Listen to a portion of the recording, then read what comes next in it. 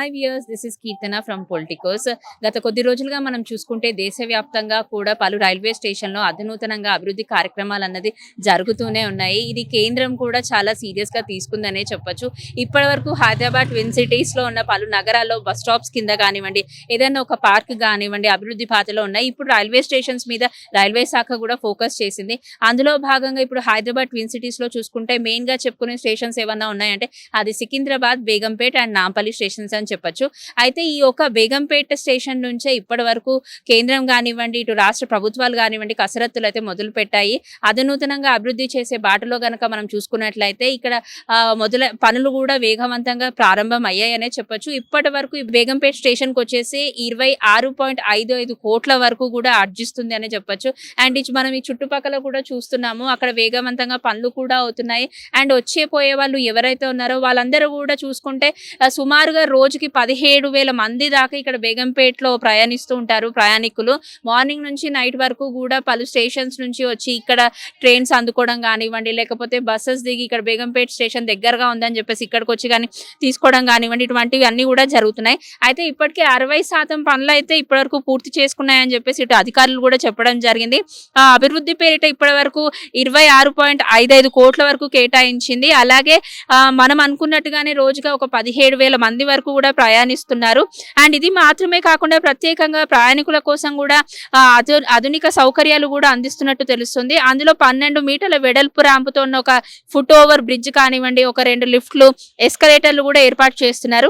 ఇవి మాత్రమే కాకుండా స్టేషన్ బయట గ్రీనరీ, నేషనల్ గ్రీన్ ట్రిబ్యునల్ ఇవి కూడా పెట్టిస్తున్నారు. అలాగే 24 బోగీలు ఉంటాయి కదా మనందరికీ తెలిసిందే, వాటి మీద ట్రైన్ ఆగే ప్లాట్ఫామ్ ఏదైతే ఉందో దాని మీద ఉన్న పైకప్పులు కూడా ప్రత్యేకంగా ఏర్పాటు చేస్తున్నారు. బేగంపేట స్టేషన్ మొత్తం విస్తీర్ణత చూసుకుంటే చాలా పెద్దదిగా ఉంటుంది. Right and left side and out and in stations ఏవైతే ఉన్నాయో అవి రెండు వైపులా కనుక మనం చూసుకున్నట్లయితే MMTS స్టేషన్స్ కు ఇరువైపులా కూడా చేరుకునే విధంగా 6 మీటర్ల వెడల్పుతో కొత్త వంతెనలు అండ్ లిఫ్ట్లు కూడా సమకూరుస్తున్నారని చెప్పి తెలిసింది. ఇంకా మిగిలిన 25% పనులు కూడా త్వరగా పూర్తి చేయాలని అధికారులు కూడా చెప్తున్నారు. ఇలా ఆధునిక హంగులతో అభివృద్ధి చేస్తున్నారని చెప్పొచ్చు. అయితే నగరంలో ఉన్న చల్లపల్లి రైల్వే స్టేషన్ కూడా ఈ మధ్య కాలంలో ప్రారంభానికి సిద్ధమైంది అని చెప్పేసి అధికారులు కూడా చెప్పడం జరిగింది. ఇవి మాత్రమే కాకుండా ఇప్పటి వరకు మనం చూసుకున్నట్లయితే ఈ చుట్టుపక్కల ఉన్న రైల్వే స్టేషన్స్ అన్నిట్లోనూ చూసుకుంటే ప్రస్తుతం ఇది బేగంపేటకి సంబంధించిన రైల్వే స్టేషన్ పూర్తిగా పనులు అవుతున్నాయనే చెప్పొచ్చు. అండ్ ఇప్పటి వరకు ఇన్ని రోజుల్లో చేయని పని ఏదైతే ఉందో ఇప్పుడు మాత్రం ఖచ్చితంగా వీళ్ళందరూ కూడా చేస్తున్నారు.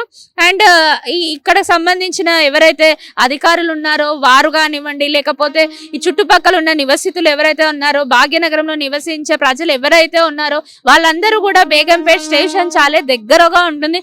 ఇక్కడ నుంచి అయితేనే పనులు కూడా వేగవంతంగా అవుతాయి. ఇన్ కేస్ మేము సికింద్రాబాద్ లో కానీ లేకపోతే ఇక్కడ నాంపల్లిలో కానీ ఎక్కడైనా ట్రైన్స్ మిస్ అయితే బేగంపేటలో క్యాచ్ చేయడానికి మాకు ఈజీగా ఉంటుంది.